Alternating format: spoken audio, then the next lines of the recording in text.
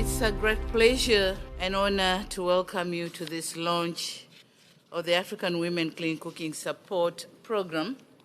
We decided to launch this program on the margins of the COP to show our own commitment to mitigation. We want to show that even though our emission levels are relatively low, we will also act and deliver. Perhaps there's no better way to call for others to equally act on their part. We also firmly believe there's no better place to engage in this conversation and to mobilize support for this cause. Clean cooking is about mitigation as it is about women's empowerment and welfare. Women and girls bear the brunt of lack of sustainable clean cooking solutions. The challenges range from the risk attached with searching for firewood, burning biomass fuels in confined spaces, and losing time to participate in other socioeconomic activities. The conversation on clean cooking solutions that will support a gender-responsive energy transition in Africa.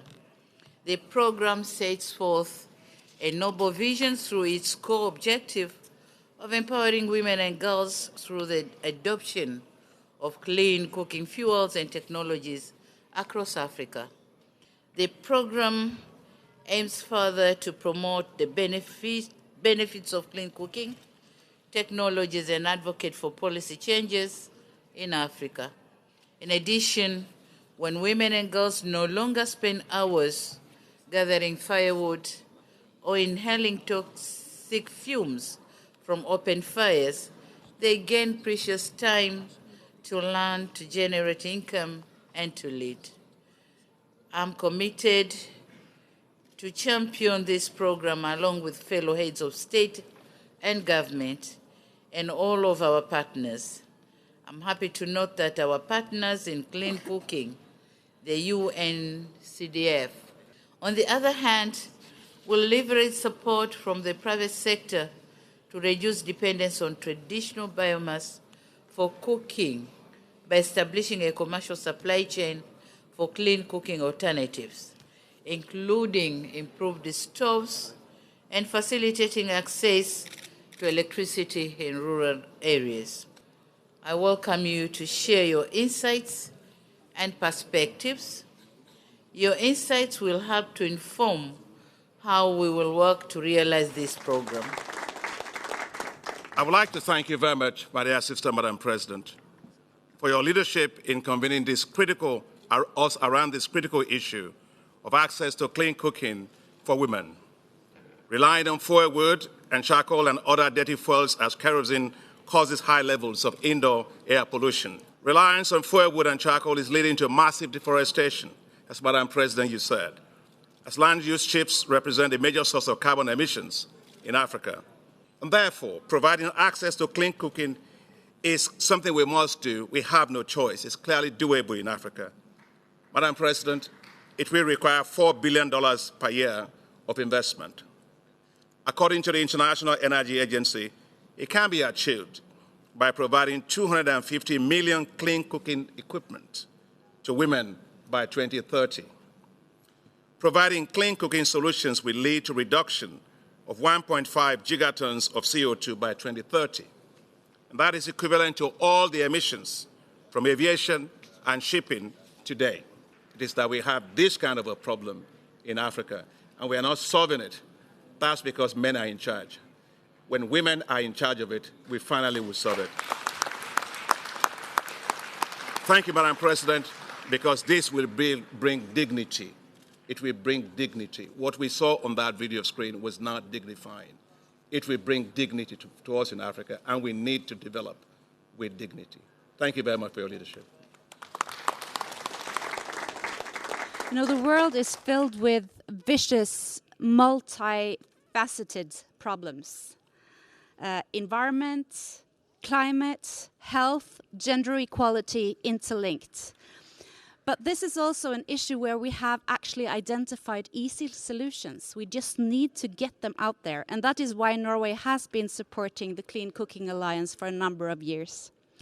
I want to finalize by expressing my huge appreciation of President Samia Suluhu Hassan's remarkable leadership. And may I be as bold as to say that it takes a woman and it takes women to truly raise and drive these gender-related issues. And I thank you, President.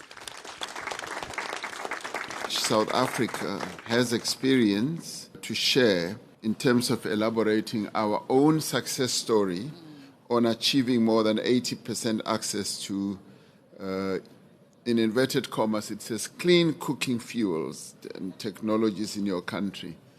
I'd like to put the clean in inverted commas and just talk about the three journeys that we have traversed. Firstly, the initial journey was just to make sure that there's access to electricity. When the new democratic government came into office in 1994, President Mandela sought to ensure that there is access to those who did not have access. We only had about 50% or 52% access in the whole population. Part of our transition, a just transition as we call it, where we've got to engage fully with communities in the rural areas and communities in places where we've had coal-fired power stations that have to transit from emitting carbon emissions to power stations that are now based more on your renewable energy fuel sources. But as we do that, we want to maintain the access by women in our country, and that access in the end should speak to an area which Your Excellency, you have really focused on. The clean cooking, in our view, is an urgent development issue with significant benefits.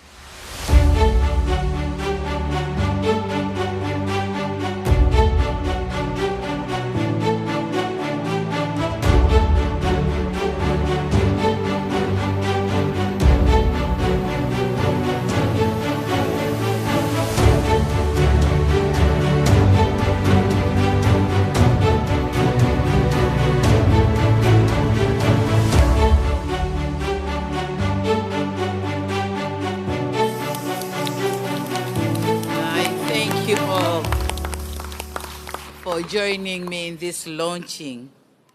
And Excellencies and dear delegates, I wish to thank you, my dearest brothers, President Ramaphosa, President Adesina, presidents and CEOs of international organizations, UN agencies, private sector, civil service organizations, and all of you who are here with us in this room.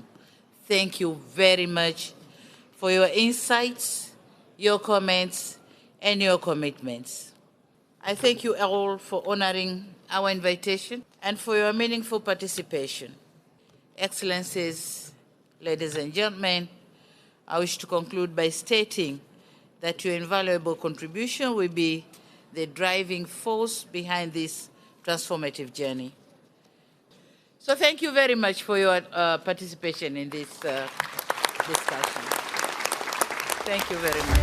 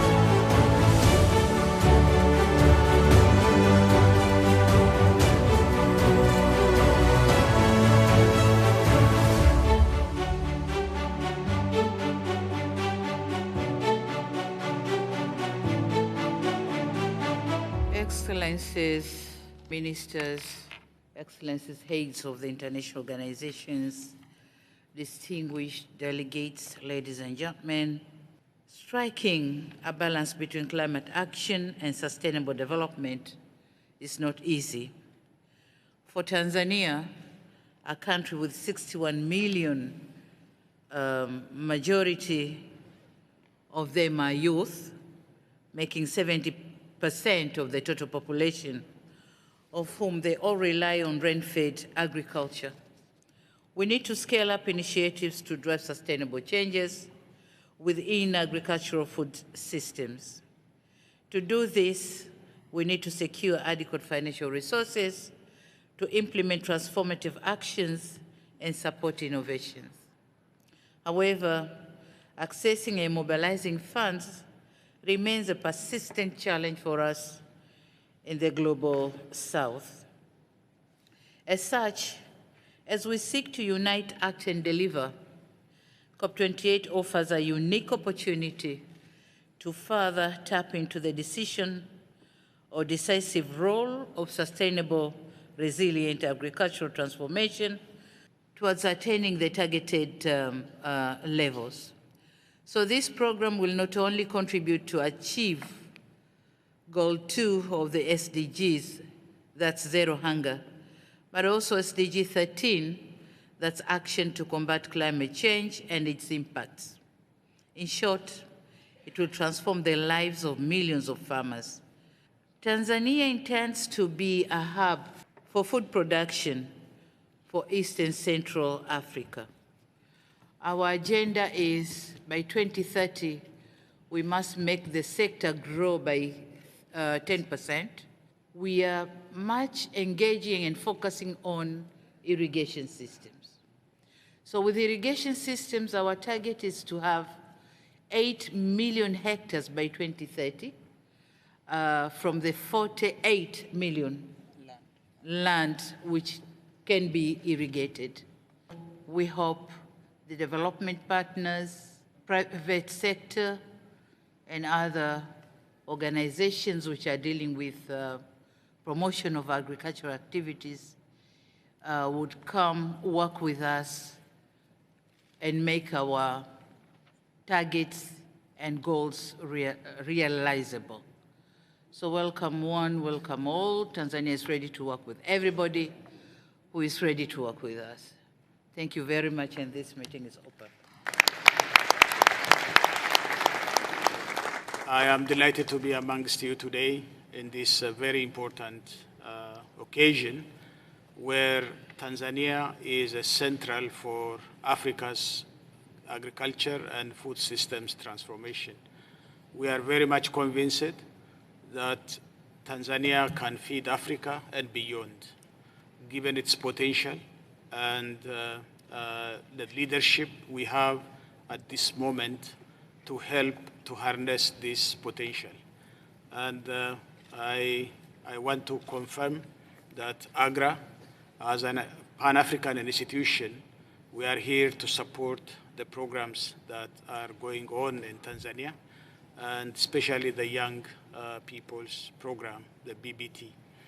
So thank you again for inviting us and call upon us.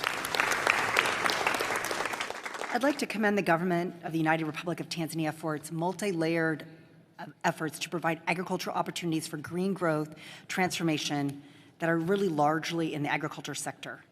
And Her Excellency's vision for agriculture as an economic and development priority has tremendous potential and is already delivering results for the Tanzanian people.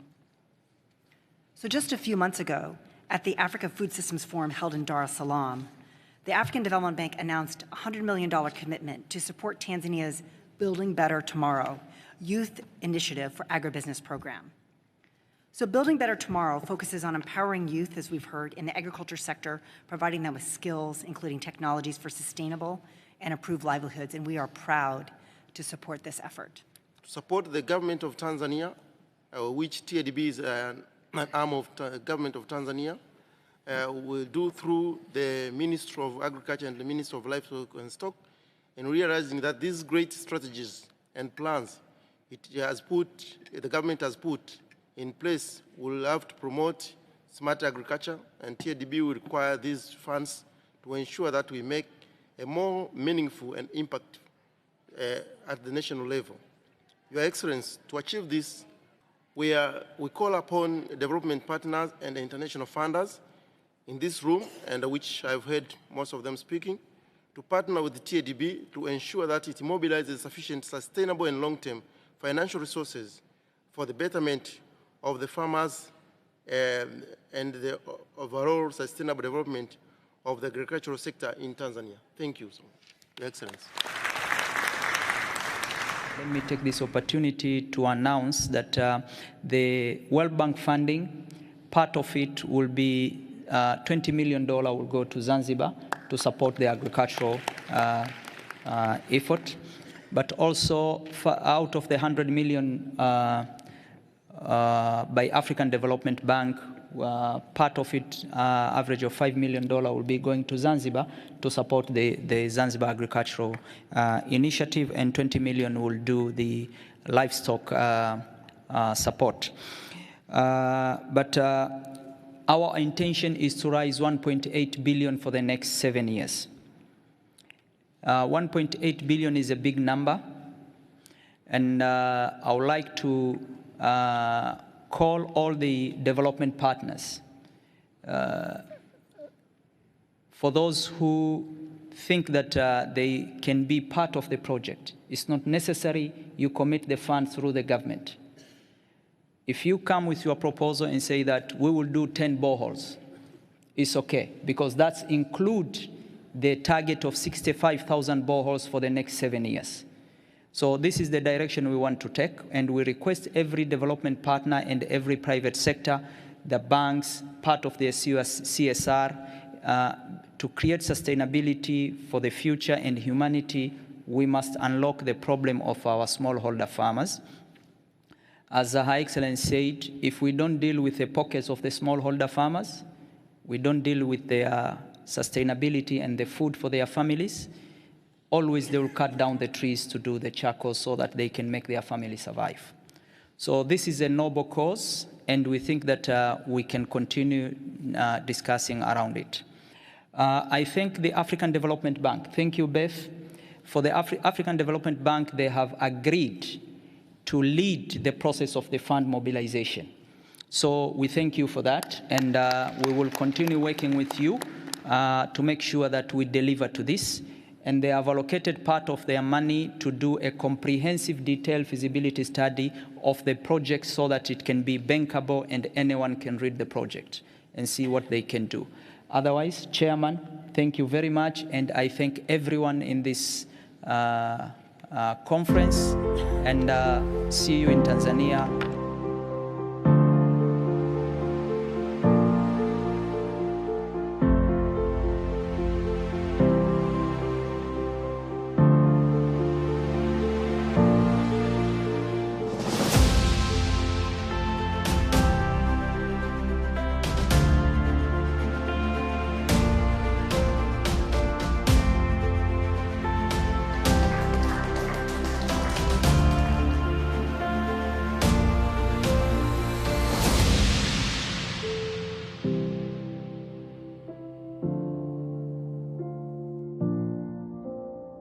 Many of them, most of them had started with a modest beginning, but they did right things on the right time, so they are what they are right now.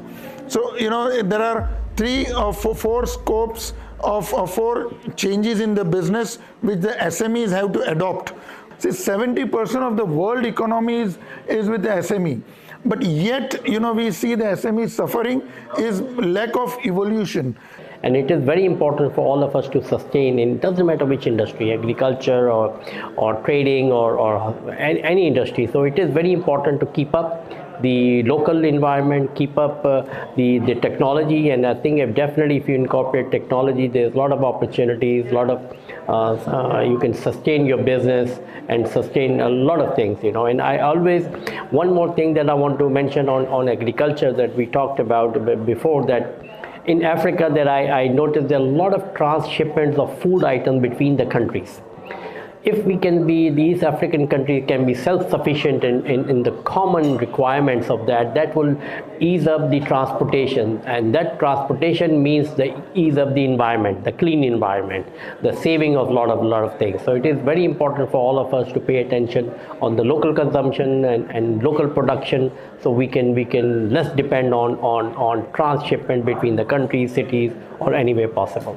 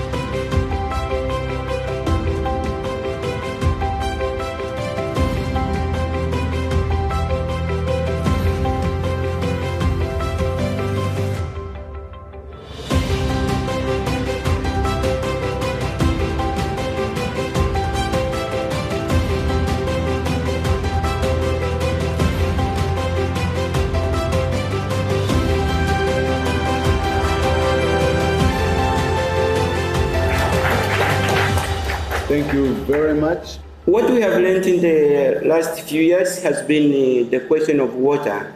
If at all there is a super prolonged drought, and again, when we have so much water, then it ends up being a crisis again. But water, first, the utilization of underground water to support agriculture. But again, if it rains too much, harvesting, capturing the running water again so that it can provide service later when it is dry.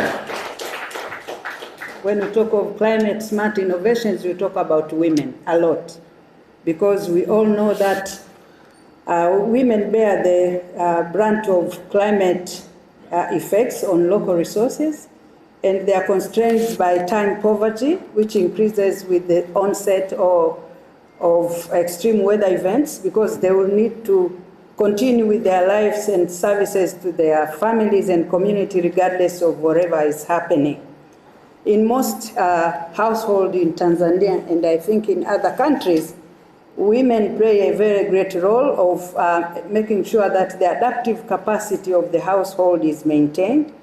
For example, they will manage the natural resources important to the family, like food security. They also have seed banks and also other natural resources. We've done quite a number of research on wheat, sunflower, tea, maize, and coffee. And when we get the results of what we do on the research, we share them with the Ministry of Agriculture in Tanzania, because definitely they are the main consumer of what we do research for. Now, after doing that, what are we trying to achieve when we look into climate smart innovations?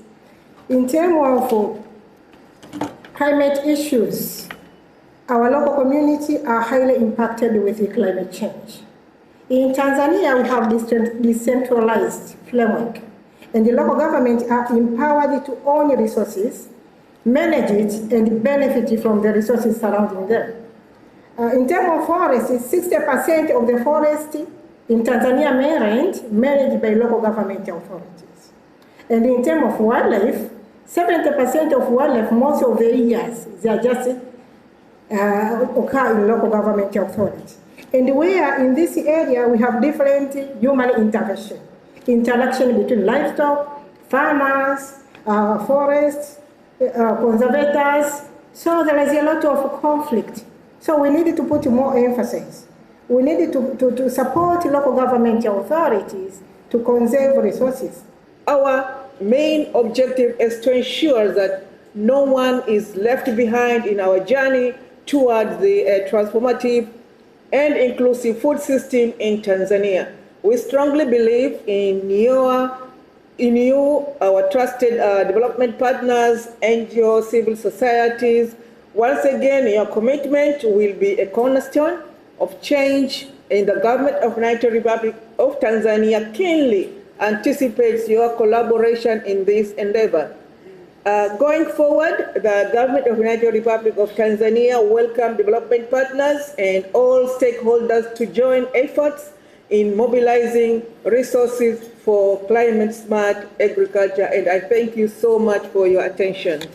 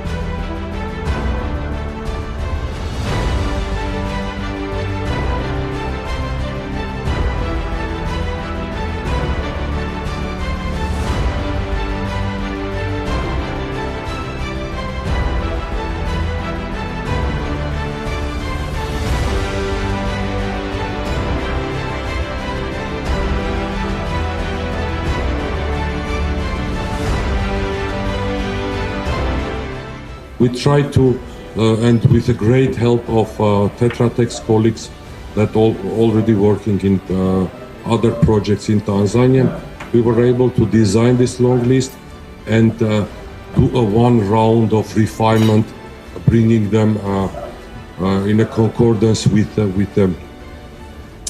Tanzania's realities.